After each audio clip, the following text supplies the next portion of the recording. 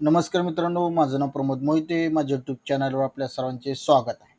आजच्या व्हिडिओमध्ये आपण एक महत्त्वाचा टॉपिक डिस्कस करणार आहोत, तो म्हणजे प्रोफेशन टॅक्स.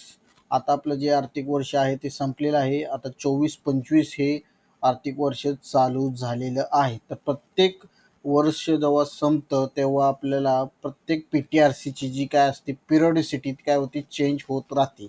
जर तुमच्या मागच्या वर्षी काय पिरियडिसिटी मंथली असेल तर ह्या वर्षी कधी कधी तुमचं मंथली बी राहू शकते आणि इयरली पण होऊ शकते. तर ते कशा प्रकारे ठरवलं जातं किंवा ती कुठं चेक करायची की आपली पिरियडिसिटी मंथली आहे का इयरली आहे, ते आपण या व्हिडिओमध्ये डिस्कशन करणार आहोत. तत्पूर्वी जर तुम्ही माझ्या चॅनेलला सबस्क्राईब केलं नसेल तर सबस्क्राईब करून घ्या, म्हणजेच तुम्हाला नवीन नवीन व्हिडिओ माझ्या चॅनेलला बघायला भेटते.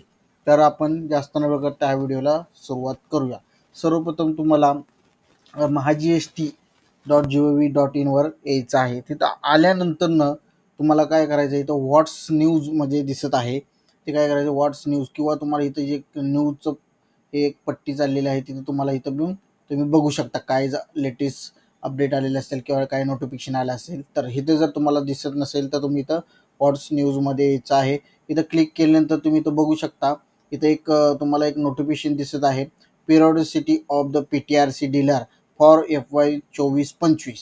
म्हणजे इथं तुम्हाला लिस्ट आहे की ज्या व्यक्तींचं जे PTRC नंबर आहेत त्या व्यक्तींची कोणाची मंथली आहे आणि कोणाची इयरली आहे. तरी आता तुम्हाला इथं क्लिक केल्यानंतर तुम्हाला काय होईल, एक लिस्ट डाउनलोड होईल अशा प्रकारे झिपमध्ये. हे जर तुम्ही ओपन केली तर अशा प्रकारे तुम्हाला ही पिरियडिसिटीची काय दिसत आहे, लिस्ट दिसत आहे. इथं तुम्हाला SR नंबर दिसत आहे, इथं PTRCचा जे काय नंबर असेल त्या पार्टीला भेटलेला, नेम ऑफ होल्डर, आणि त्याचबरोबर प्रपोज पिरियडिसिटी 24-25 हे आपल्याला ह्या वर्षीपासून काय पिरियडिसिटी असणार आहे त्या व्यक्तीला इथं दिलेलं आहे. जर सपोज आपण चेक करायचं झालं तर आपण एक चेक करूया की माझेच हे जर आपण चेक करूया. इथं आता हे टाकलेलं आहे, सर्च केल्यानंतर तुम्ही बघू शकता अशा प्रकारे माझं इथं काय आलेलं आहे, नाव आलेलं आहे की बेस्ट व टॅक्स सोल्युशन्स. हे जे काय झालेलं आहे ॲन्युअल काय झालेलं आहे पिरियडिसिटी, म्हणजे रिटर्नची जी काही पिरियडिसिटी आहे ती काय असणार, म्हणजे ॲन्युअल रिटर्न असणार आहे. तसंच तुम्ही तुमच्या क्लायंटचं पण किंवा तुमचं स्वतःचं पण तुम्ही पिरियडिसिटी चेक करू शकताय. तर हे जे तुम्हाला काय डाऊट असतील किंवा तुम्हाला डाऊट आलेला पण असेल की हे जर ॲन्युअल रिटर्न कसं झालं किंवा त्याचं मंथली कसं राहिलं, तर त्याला क्रायटेरिया असतो. जर ज्या व्यक्तीचा मागच्या वर्षी म्हणजे 23-24मध्ये जर एक व्यक्ती 1,00,000पेक्षा जास्त PTRC काय करत आहे, भरत असेल किंवा चलन भरत आहे, तर त्या व्यक्तीचा ह्या जी काही 24-25 इयरमध्ये काय होणार, मंथलीच रिटर्न राहणार.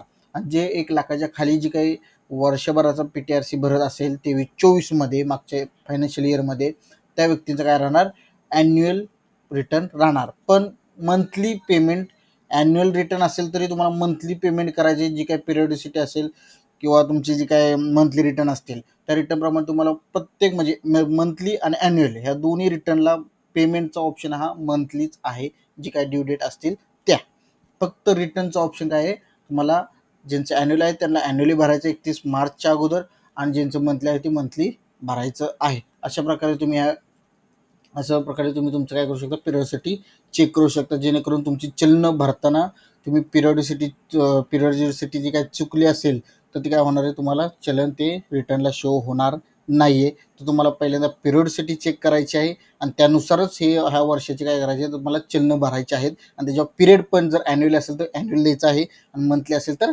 मंथली द्यायचं आहे. अशा प्रकारे तुम्ही बघू शकता. तर आता मी इथंच थांबतो. आपण भेटूया नेक्स्ट व्हिडिओमध्ये. धन्यवाद.